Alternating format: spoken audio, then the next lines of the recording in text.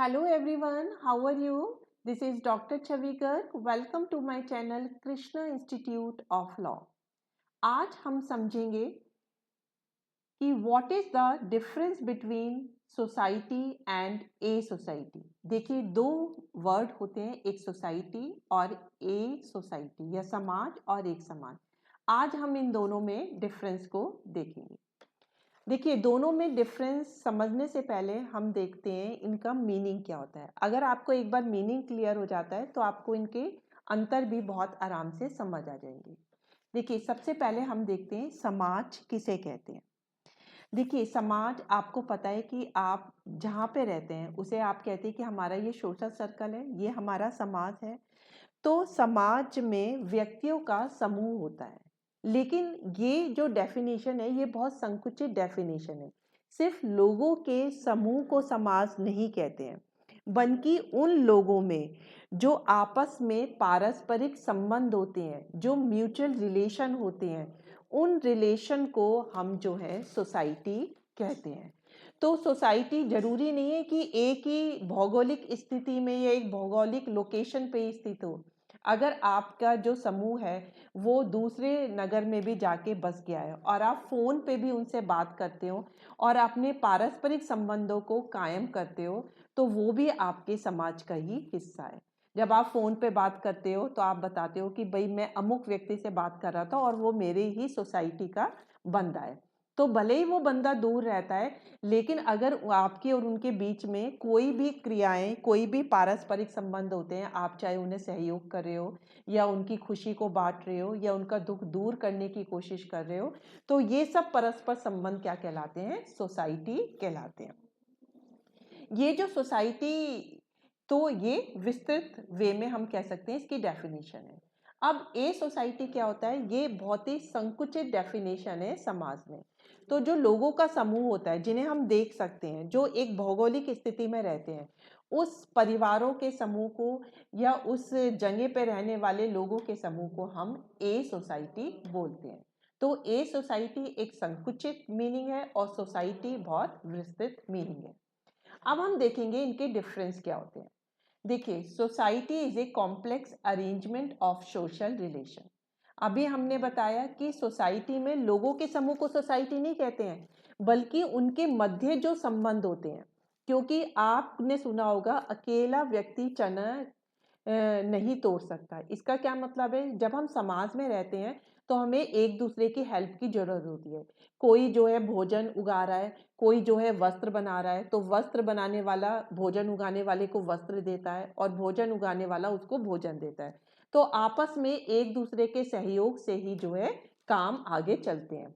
तो आपस में वो जो पारस्परिक मधुर संबंध उनके स्थापित होते हैं और वो सुख दुख में कैसे एक दूसरे के काम आते हैं, उसी को जो है, उसी सोशल रिलेशन को हम सोसाइटी कहते हैं।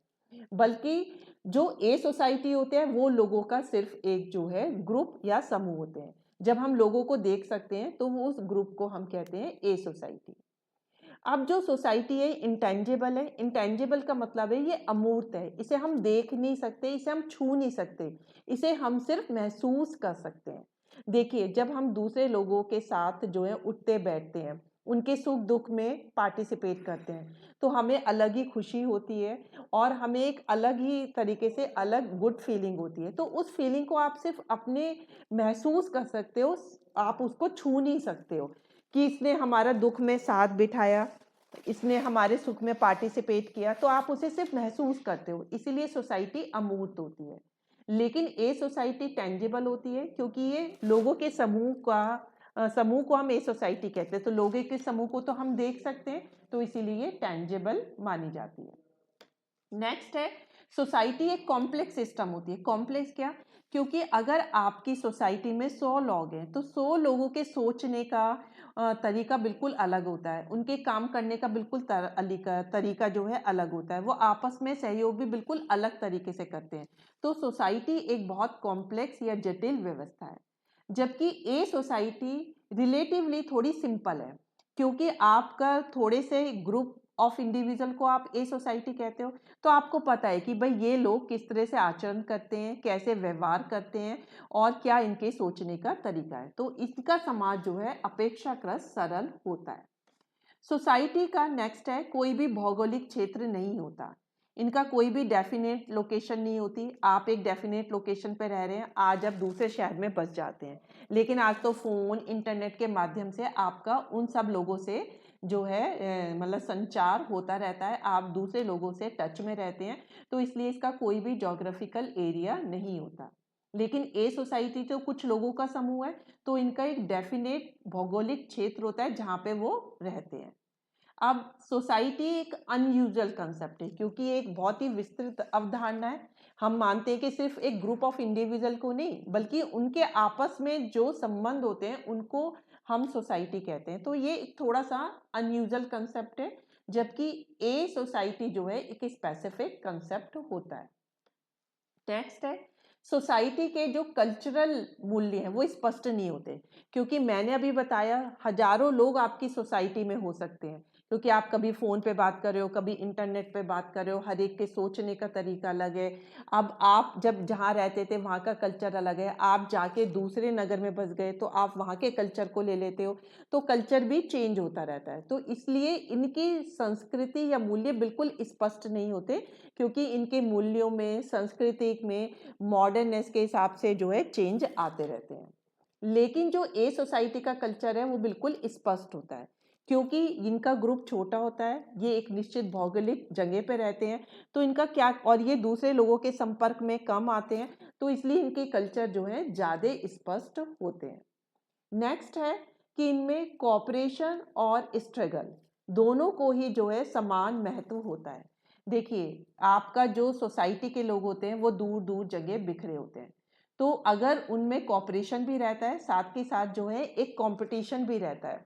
आज कोई आपसे ज़्यादा अमीर हो गया है आपके सर्कल का लोग, तो आपको उससे थोड़ी सी जेलसी फीलिंग हो जाती है, आप उसकी लेग पुलिंग भी करने लगते हो। तो यहाँ पे सहयोग भी होता है, लेकिन साथ के साथ संघर्ष भी होता है। लेकिन ए सोसाइटी में सहयोग या कॉपरेशन ज़्यादा होता है, क्योंकि आप एक निश्चित भौगोलिक स्थिति में रहते हो, तो जब आप साथ साथ रहते हो तो आपको लोगों से इंटीमेसी हो जाती है, तो उनके सुख दुख आपको जो है अपने ही सुख दुख रखते हैं। आप देखिए, जो गांव के लोग होते हैं वो सब चौपाल बिठा के रहते हैं, अगर किसी भी घर में कोई सुखी होता है या कोई भी फंक्शन होता है तो सब मिलके उसे सेलिब्रेट करते हैं। अगर किसी भी गांव में किसी व्यक्ति को कोई मुसीबत आती है तो सभी उसकी मुसीबत को दूर करने का प्रयत्न करते हैं। लेकिन शहरों में ट्रांसपोर्ट के साधन ज़्यादा होते हैं, दूर दूर लोग बिखरे होते हैं, तो यहाँ पे सहयोग थोड़ा कम हो जाता है। लास्ट पॉइंट है ड्यूरेबिलिटी। जो सोसाइटी होती है वो ड्यूरेबल ज़्यादा होती है, क्योंकि ड्यूरेबल का मतलब है कि दूर दूर लोग होते हैं, उनके अलग अलग कल्चर होते हैं, लेकिन फिर भी वो आपस में एक दूसरे से कांटेक्ट रखते हैं, तो उनमें स्थायित्व ज़्यादा आ जाता है। वो भले ही दूर दूर चले जाएं, लेकिन फिर भी जो है वो एक ही डोर से बंधे रहते हैं।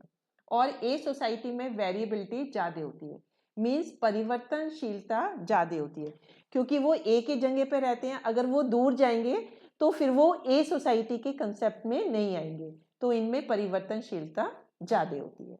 तो आज आपको क्लियर हो गया होगा कि सोसाइटी किसे कहते हैं, ए सोसाइटी। तो इनकी डेफिनेशन से ही पता चलता है कि a society group of individual है, ये एक संकुचित अर्थ में समाज की परिभाषा है, और सोसाइटी जो है एक विस्तृत अर्थ में समाज की परिभाषा है। तो उसके आधार पे ही इन दोनों में डिफरेंस है। So that's all for today lecture. Thank you very much.